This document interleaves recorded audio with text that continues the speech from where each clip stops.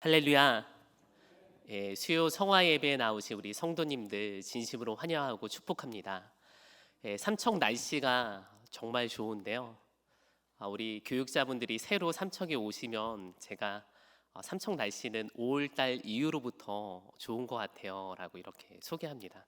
그 전까지는 조금 을씨년스러운 분위기들, 아직 초록색이 피어오르기 전이라 그런지 바람도 많이 불고 그 먼지도 많이 날려 그래서 조금 이 삼척의 아름다운 정취를 느끼기 어려운데, 이 5월 정도 되면 꽃도 피어나고 장미 축제도 하고요. 또 서른한 날씨 가운데 이 영동 지역의 아름다운 정수를 누릴 수 있는 가장 귀한 시기가 아닌가 이렇게 소개를 하고 있습니다. 아마도 오늘 하늘을 보면서 그리고 시원한 바람을 맞으시며 하나님께서 지으신 세계가 이렇게 아름답고 놀랍다는 것을 아마 저뿐만이 아니라 여기에 앉아 계신 우리 성도님들도 고백했던 하루가 아닐까 생각이 됩니다. 어쨌든 오늘 이 시간 수요 성화 예배 가운데 나오신 우리 성도의 삶 가운데 하나님의 은혜가 더욱더 충만하기를 간절히 소망합니다. 우리나라에 덤이라는 문화가 있습니다. 물건을 사고 팔 때 조금 더 얹어주는 것을 덤이라고 하죠. 이는 상품의 가치를 넘어 기쁨까지 주고받을 수 있는 우리나라의 따뜻한 이 상거래 정서입니다. 그런데 요즘 덤 문화를 찾아보기 힘들죠. 오히려 덤을 요청했다가 욕을 얻어먹을 수도 있는 시대적 분위기를 맞이하고 있습니다. 그런데 이런 한국 덤 문화가 짙게 깔려 있는 이 한국 시장 정서 가운데 오래전에 1+1 문화가 자리를 잡았습니다. 처음 1+1 문화가 도입될 때 소비자의 반응이 뜨거웠습니다. 한 개의 가격으로 한 개를 더 얻을 수 있다는 이 개념이 이 덤 문화가 짙게 깔려 있던 한국 시장 가운데 굉장히 선호했던 그런 어떤 상품들을 만들어내게 되었던 것이죠. 그러나 이 1+1 상품을 구매하는 입장에서는 감사하고 고마울 따름이지만, 한 걸음 더 들어가 보면 소비를 촉진하기 위한 기업의 전략이 숨겨져 있었다라는 거예요. 이를 두고 뭐라고 이야기하냐? 세상에 공짜가 없다라고 이야기합니다.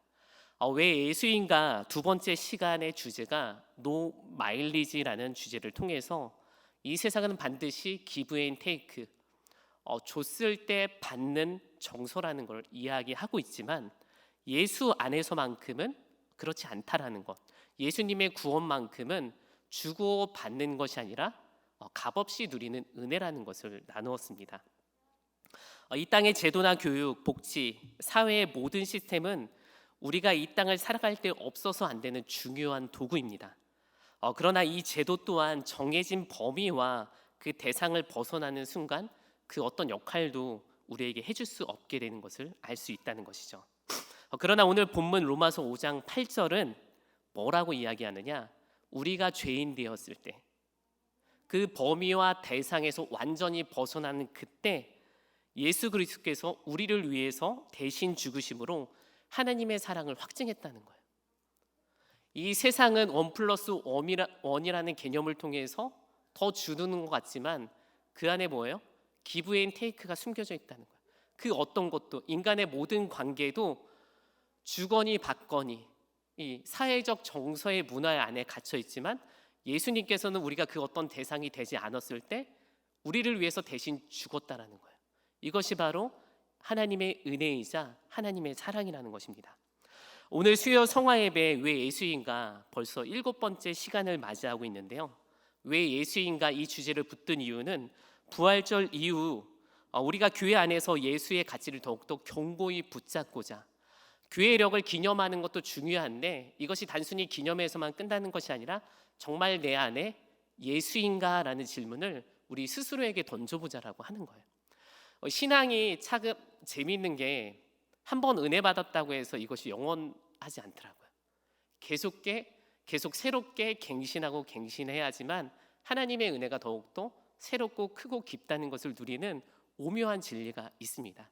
그렇기 때문에 부활절 이후 왜 예수인가, 이 시간 설교 말씀을 듣는 것에서 그치는 것이 아니라 내 스스로 내 삶에 정말 예수가 답인가라는 것을 스스로 질문하게끔 만들기 위한 것이 이 예수 시리즈의 본질이라는 것이죠. 아마도 예수님을 믿는 모든 신앙인들에게 이 질문은 이 땅을 살아가는 마지막 날까지 계속돼야 될 것입니다. 그 이유는 예수님을 통해 누리는 하나님의 은혜가 날마다 우리를 새롭게 하며 날마다 우리에게 기쁨을 선물로 주시기 때문에 우리가 이 질문에 대해서 죽을 때까지 계속 질문하지 않는 한 우리는 은혜를 놓치게 된다는 것이죠. 오늘 그 구원의 기쁨을 누리게 하는 은혜에 대해서 살펴보려고 하는데, 이 은혜라는 단어는 교회에서 가장 많이 사용하는 단어 중에 하나일 것이에요. 심지어 이름을 장명하는데 아마도 모든 성씨에 은혜라는 이름이 장명될 만큼 이 대한민국 성도들 사이에서 은혜를 간절히 사모하는 마음이 크다라는 거예요. 제 주변에 살펴보니까요, 은혜라는 이름이 정말 많아요. 설교를 준비하면서 핸드폰에 은혜라는 이름을 검색해 보니까 가나다라 마바사 모든 성씨의 은혜가 다 붙어 있더라고요. 그렇다면 성경이 말하는 은혜가 무엇일까? 에베소서 2장 8절 9절은 은혜를 이렇게 말하고 있습니다. 우리 함께 봉독하도록 하겠습니다. 너희는 그 은혜에 의하여 믿음으로 말미암아 구원을 받았으니 하나님의 선물이라. 행위에서 난 것이 아니니 이는 누구든지 자랑하지 못하게 하려 함이라. 아멘. 그렇습니다. 은혜는 하나님께서 우리에게, 그리고 그를 믿는 자에게 누구에게나 주어지는 하나님의 선물이라는 거예요. 이 말씀을 조금 더 쉽게 풀어 설명하자면, 하나님의 사랑이 하늘에서 그저 우리에게 쏟아져 내린 것이, 누구나 받고 누릴 수 있도록 하늘에서 그냥 쏟아져 내렸다라는 것입니다. 이번 주에 비가 왔었죠? 아닌가요? 비가 오니까 땅에 먼지가 날리지 않고 촉촉해졌어요. 지금 비전센터에 우리 푸른대학 어르신 두 분이 작은 텃밭을 가꾸고 있는데요, 값없이 누리는 은혜라는 거예요. 값없이 누구에게나, 원하는 자에게나. 근데 우리는 텃밭을 가꾸지 않잖아요. 그래서 비가 오는 게 좋을 수도 있고 별로일 수도 있는데, 텃밭을 가꾸는 이들에게는 어때요? 너무 좋은 거예요. 은혜를 사모하는 이들에게. 마치 이런 것이죠. 진수성찬을 하나님께서 차려주셨는데 숟가락만 들고 와서 먹으라는 거예요. 너희는 그 은혜에 의하여 믿음으로 말미암아 구원을 받았으니. 은혜를 쏟아 부어 주시겠는데 그 은혜를 받기 위해서 어떻게 해요? 믿음이란 도구만 있으면은 모든 뷔페 문화를 다 누릴 수 있는 그런 시스템을 우리에게 만들어 주셨다는 것이죠. 그런데 숟가락을 들고 온 이들에게 너희들 참 수고했다라고 말할 수 있을까요? 그렇지 않죠. 음식을 차려주신 우리 하나님에게 감사하는 것이 일반적입니다. 그렇기 때문에 에베소서 2장 8절에서 9절 뭐라고 하느냐? 이것은 너희에게서 난 것이 아니다. 너희들이 숟가락 가져와서 열심히 퍼먹었다고 해서, 맛있게 먹었다고 해서 이것이 너희에게서 난 것이 아니라 하나님의 은혜라는 것을, 사람의 행위에서 맛있게 먹는 식욕이 있다고 해서 너희에게서 난 것이 아니라 맛있는 것을 차려준 하나님의 전적인 은혜라는 것이에요. 그렇게 성경은 하나님의 은혜를 인간의 행위로 얻었다 말할 수 없도록 분명하게 못 박아놨습니다. 인간은 아주 작은 공로 앞에서도 어떻게 합니까? 나도 모르게 자랑하고 싶은 것이 인간의 마음이에요.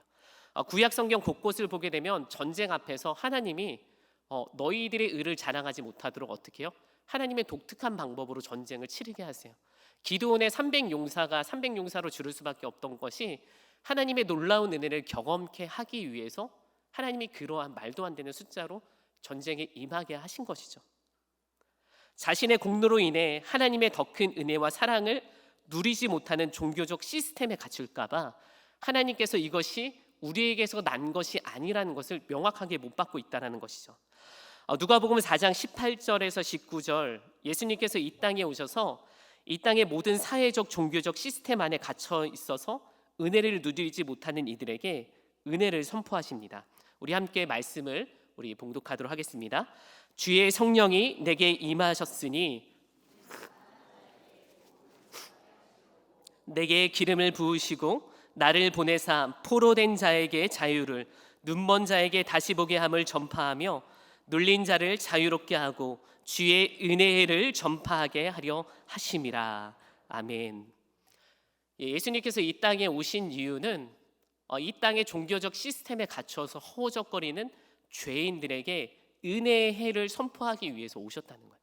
하나님께서 이 세상을 창조하시고 보시기 좋았더라라고 했는데 인간의 소유, 인간의 욕망, 인간의 자아 의지, 인간이 자랑하고 싶었던 그들의 의로 망쳐놓은 이 세상에 다시금 은혜의 자리를 회복하기 위해서 이 땅 가운데 오신 것이죠. 예수님께서 고백하신 이 누가복음의 말씀의 마지막 말미에 은혜의 해를 전파하게 하려 함이라라는 것, 이 말씀에 은혜의 해란 무엇이냐? 50년마다 돌아오는 이스라엘의 독특한 희년 제도를 말하고 있습니다. 이것을 조금 더 작게 먼저 살펴보게 되면 6일을 일하고 7일째 안식하는 개념이에요. 또한 6년을 일하고 7년째 안식년을 맞이하는 것이죠. 그런데 이 7년째 안식년을 맞이하기 위해서는 어떻게 해야 되느냐? 6년째 되는 해에 7년째 안식, 그러니까 쉬는 그 해의 소출의 배를 받게 됩니다.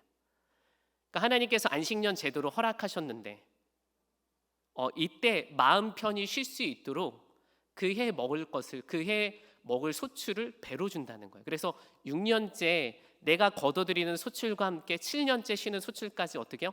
배로 받는 거예요. 네. 월급이 2배로 나오면 어때요? 좋죠. 네. 최재정 선생님께서 집사님 제일 좋아하시는 것 같아요. 마치 이런 거예요. 무급휴가보다 어때요? 유급휴가가 더 좋죠. 진정한 쉼을 허락하신 거예요. 그런데 이 50년 맞이하는 희년 때 어떻게 되느냐? 7749죠. 네. 7번째 이 안식년을 맞이하면서 그 다음 해인 희년째는 2배 이상을 받아요. 그게 무슨 말이냐? 7749죠. 7번째 희년을 맞기 전 해인 48년째, 그러니까 희년과 그 다음에 50년 이 은혜를 선포하는 날이 겹치게 되는 거예요. 그러니까 6년째 소출을 2배로 받는 거죠. 49년의 소출까지 48년에 더불어 받는데 50년째 이 희년을 선포하는 것이잖아요. 이때 소출까지 같이 받음으로 3년치를 받는 거죠. 48년 수확해서 벌어들인 거 받고 49년째 안식년 때 쉬는 걸 받고 50년 때 희년 때 받는 거기 때문에 48년째는 3배를 받게 돼요. 생각만 해도 기쁘죠. 네, 하나님께서 이 예수님을 통해서 완전한 쉼, 완전한 자유를 이스라엘 땅 가운데 선포하셨던 거예요. 희년을 통해 이스라엘 가운데 종으로 팔려갔던 이들, 이런저런 일들로 땅이 타인에게 매입되었던 이들이 다시금 제자리로 돌아가게 되는 거예요. 이것이 바로 희년입니다. 영원한 구조적 한계, 인간이었다라고 한다면 내 것을 쌓기 때문에 서로 물리고 물리는 관계 가운데 벗어날 수 없는 사회적 구조가 마련되는데 하나님께서는 예수님을 이 땅 가운데 보내주심으로 완전한 은혜의 해를 누릴 수 있는 자유를 선포하게 된 것입니다. 요한복음 4장은 종교와 사회적 구조 가운데 영적 목마름에 놓인 이 한 여인을 소개하고 있습니다. 이 여인이 어디서 예배할까 목말라 하고 있는 그때 예수님께서 찾아가 이것도 저것도 아닌 너가 예배하는 그 자리가 영과 진리로 예배하는 자리라고 말하고 있죠. 당시 유대 사회에는 유대와 사마리아가 분리된 구조적 한계, 종교와 사회적 한계를 가지고 있었습니다. 그 이유는 신명기에 기록된 율법에 따라 이방인들과 결혼을 금할 것을 명령하고 있었는데 본치 않게, 그들이 원치 않게 사마리아라는 지역이 아수르 제국의 침략과 이주 정책으로 자연스럽게 이방인들의 피가 섞이는 지역으로 구분되게 되었습니다. 이후 계속해서 이스라엘 역사는 바벨론 포로 시기에도 이곳이 외국인들이 정착하는 그런 지역으로 자리 잡게 되었고 이후에 알렉산더 대왕이 이 헬레니즘 문화를 이 이스라엘 사마리아 땅 가운데 정착시키기 위해서 혼혈 정책을 필요로 해서 이 이스라엘 사마리아 지역은 이방인들의 땅으로 완전하게 자리매김하게 되었던 것이죠. 율법을 생명처럼 준수했던 유대인들에게 사마리아는 유대 지역에서 사라져야 될 곳, 그리고 마땅히 신앙의 이름으로 청소해야 될 그런 지역이 된 것입니다. 그렇기 때문에 유대에서 갈릴리, 갈릴리에서 유대로 오고 갈 때 사마리아 지역으로 걸어가는 것이, 통행하는 것이 보통 일반적이지만 이곳이 저주받은 땅이었기 때문에 유대인들은 그곳을 우회해서 갔다라는 거예요. 삼척에서 강릉을 갈 때 7번 국도나 동해고속도로를 타고 가는 것이 일반인데 어떻게 해요? 정선을 통해 돌아갔다는 거예요. 대관령을 통해서. 이처럼 유대인들에게 사마리아는 경멸과 청소의 대상이었다는 것이죠. 그런데 요한복음 4장 3절에서 4절 말씀을 살펴보면 예수님께서 유대를 떠나 갈릴리로 가는 길에 의도적으로 사마리아를 통과해서 가야 되겠다는 것을 결심했다는 거예요. 은혜란 무엇이냐? 당시 유대 사회가 그토록 경멸하고 그곳을 돌아가기로 원했는데 하나님의 사랑은 어떻게 해요? 의지적으로 결단하며 그곳을 찾아간 것이래요. 은혜하면 우리는 어떻게 배웠어요? 세례받을 때 감리교 신양 교리집을 통해서 값없이 받는 은혜의 선물이라고 이야기하잖아요. 우리의 입장에서는 값없이 받는 은혜의 선물일지 모르지만 하나님의 입장에서는 의지적으로 우리에게 찾아가는, 죄인에게 찾아가는 의지적 결단과 사랑이라는 것입니다.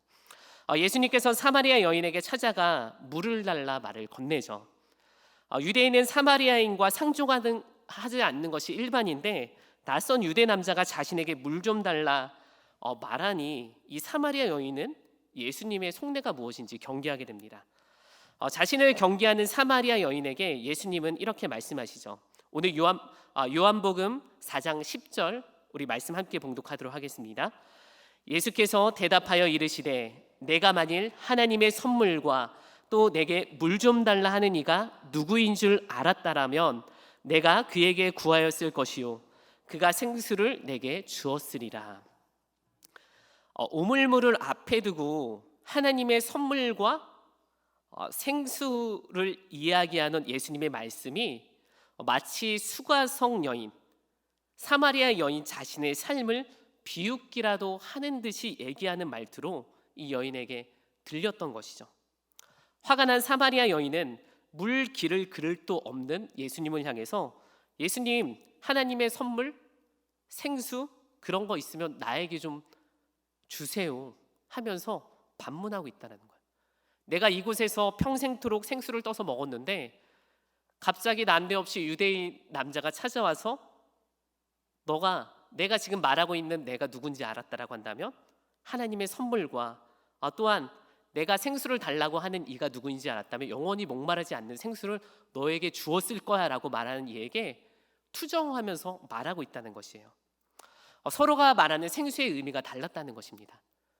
사마리아 여인은 자신의 생계를 위해 그 우물가에 물을 기르기 위해서 나왔었던 것이고 예수님께서는 이 여인, 종교 사회적으로 갇혀있던 이 여인에게 영원히 목마르지 않는 그 생수, 이곳에서 예배할 수 있는 생수를 주기 위해서 찾아왔다는 것이죠.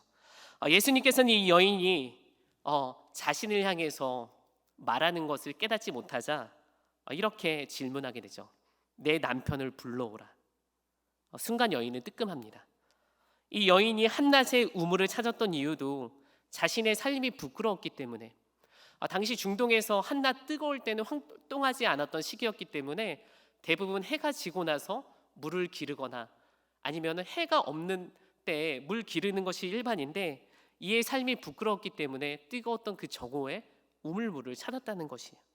아무도 이용하지 않는 그 시간에 우물을 찾았던 것인데 그곳에서 자신의 부끄러웠던 역사, 남편의 얘기를 물어보는 예수님의 질문에 여인은 순간 말을 이어가지 못합니다. 보통 인간이 자신의 부끄러운 모습을 들키게 되면 어떻게 되죠? 화를 내거나 아니면 모른 척하거나 다른 것으로 둘러대는 것이 일반입니다. 그런데 이 여인의 대답은 달랐어요. 19절 말씀을 살펴보게 되면 여자가 이르되 주여 내가 보니 뭐라고요? 선지자로소이다. 분명히 자신의 아픈 곳을 찔렀는데 이 여자가 대답하는 것은 뭐냐? 선지자입니까? 여자는 계속해서 예수님께 질문을 던집니다. 그 이유는 무엇인가? 부끄러운 자신의 과거보다 더 중요한 것을 찾고 싶어하는 이 여인의 열망에 있었다라는 것이에요. 20절 말씀을 살펴보게 되면 우리 조상들은 이 산에서 예배하였는데 당신들의 말은 예배할 곳이 예루살렘에 있다 하더라. 여기서 우리 조상들이 예배한 곳은 어디냐? 사마리아 사람들이 예루살렘 성에서 예배할 수 없게 되자 사마리아 지역 그리심 산에 그들이 세운 성전입니다. 결국 이스라엘 땅에 그리심 성전이 세워짐으로 인해 유대인들과 사마리아는 종교적 갈등이 더욱더 심화되게 돼요. 마치 그런 거죠. 성전은 예루살렘의 성에만 있어야 되는데 종교적으로 예배드릴 수 없는 사마리아인들이 그리심산에 하나님의 성전을 세워 예배하니까 유대인들이 봤을 때 마음이 어때요? 더욱더 불편했다라는 거예요.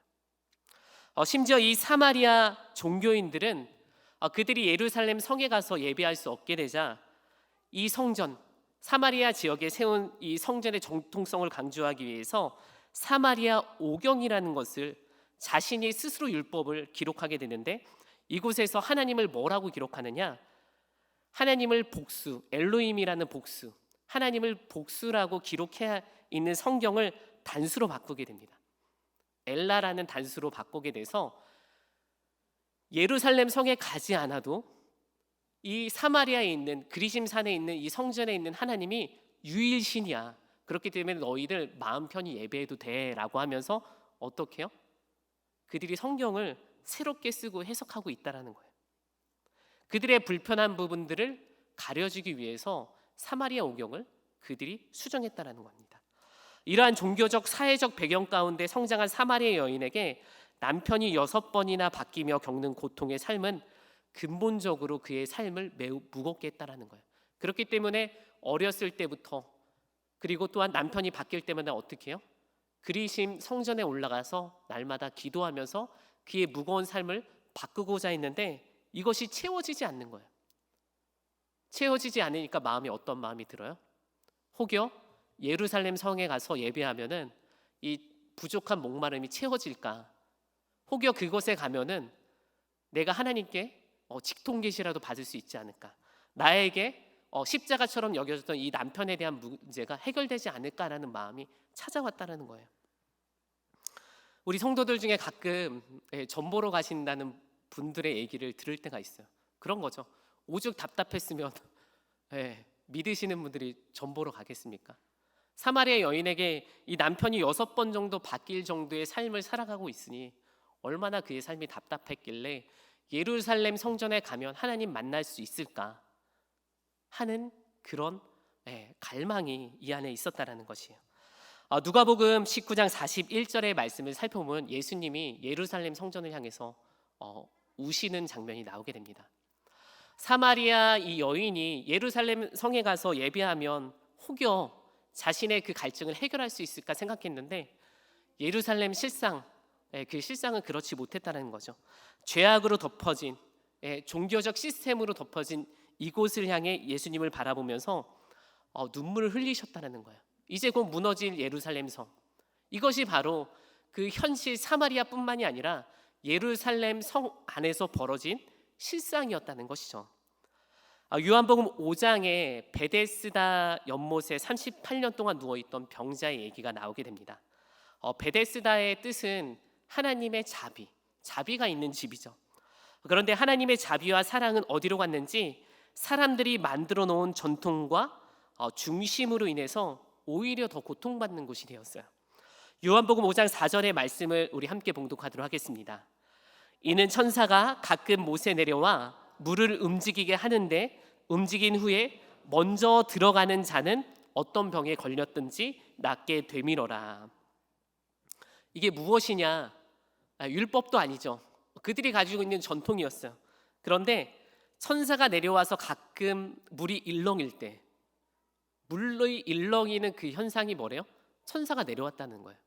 말씀을 묵상하면은 딱 알잖아요. 샘이었으니까 샘이 어디에서 나와요? 땅속 깊숙한 곳에서 이렇게 솟아오르는데 물이 나오는 그 현상을 가지고 천사가 내려올 때 가장 먼저 그것도 다 같이 들어가서 다 같이 나오면 얼마나 좋아요. 근데 가장 먼저 들어가는 자만 나을 수 있다라는 거예요. 인간이 벼랑 끝에 몰리면 어떻게 해요? 뭐든지 다 해요. 벼랑 끝에 몰리니까 구판을 벌이는 거죠. 모든 전 재산을 가져서라도 어떻게 해요? 그 벼랑 끝에 몰린 문제를 해결하고 싶은 것이 인간의 마음입니다. 인간의 벼랑 끝에 서 있는 이들의 종교심을 이용해 연못이 일렁일 때 내려와 천사가 그를 치료해 준다. 예루살렘으로 모으려는 이 종교적 시스템, 이 전통으로 인해서 인간에게 오히려 더욱더 고통을 주고 있었다는 것이죠. 38년 된 병자가 평생 그곳에 누워 물이 일렁일 때만 쳐다보면서 그의 마음 가운데 오히려 더 큰 병을 얻습니다. 예수님이 그에게 찾아가 내 병이 낫고자 할 때 이가 뭐라고 말하느냐? 나를 그곳에 넣어줄 리가 아무도 없다라고 변명하게 되는 것이죠. 그렇죠? 단 한 사람만 들어가서 나올 수 있다라고 하니 이스라엘뿐만이 아니라 전국에서 몰려온 이들이 가장 먼저 들어가기 위해서 38년 동안 누워 있었던 이 병자는 안중에도 없었다라는 거예요. 누워 있으니 이 사람을 들어서 넣어줄 리가 어디 있겠습니까? 당장 나 아픈 곳 먼저 치료받아야 되는 것이 인간의 본질이기 때문에 이를 돌아볼 이들이 하나도 없었다라는 것이죠. 그런데 예수님께서는 그에게 의도들고 찾아가세요. 예루살렘, 베데스다, 하나님의 자비가 있는 곳에서 생명의 근원이 누구인지 전통을 깨고 그것을 알려주십니다. 내 자리를 걷고 일어나라. 치유받게 되죠. 38년 된 누워있었던 병자가 치유받았으니 어떻게 해야 하는 것이 정상이에요? 축하해야 하는 것이 정상이지만 종교적 시스템을 쥐고 있었던 종교 권력자들이 안식일에 사람을 고쳤다는 이유로 예수님을 책잡으려 합니다. 그들이 왜 예수님을 책잡으려 했냐? 본인의 시스템에 본인이 쌓아놨던 종교 권력, 내가 먼저 이루었다는 그 종교적 업적으로 인해서 예수님을 죽이려 했다라는 것이에요. 요한복음 8장에 가늠한 여인이 등장합니다. 율법 학자와 바리새인들은 예수님을 시험하기 위해서 이 여인을 붙잡아 오게 되죠. 그리고 예수님께 물어보습니다. 이 여인은 어떻게 해야 하는 것이 맞냐? 모세 율법대로 돌로 쳐서 행하는 것이 맞냐? 이때 예수님께서는 아무 말씀 하시지 않으시죠. 그저 땅에다 죄 없는 자가 먼저 돌로 치라.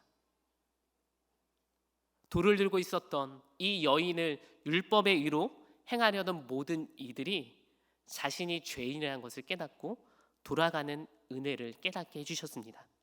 그렇습니다. 살리는 것은 율법과 종교적 시스템이 아니라 우리가 죄인 되었을 때 우리를 위하여 대신 십자가 죽으신 예수 그리스도의 은혜를 깨닫는 순간 우리의 신앙은 더 이상 종교적 시스템에 붙잡혀 누구를 가르치거나 체면에 붙잡혀 허덕이는 것이 아니라 죄인 불러주신 은혜의 기쁨을 맛보며 날마다 섬기는 자리로 나아가게 된다는 것이죠.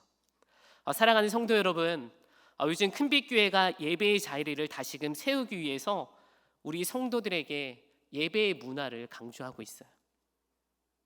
그런데 실은 나 같은 죄인 살리신 예수 그리스도의 은혜를 깨달으면요, 이런 예배의 문화를 강조할 필요가 없어요. 20분 전에 나와서 예배를 준비하는 건 이것이 누군가에게 율법이 될지 모르지만 나 같은 죄인 살리신 그 하나님의 은혜를 깨닫는 순간 그것이 너무나도 감사한 예배의 자리에 초대가 된다는 것이에요.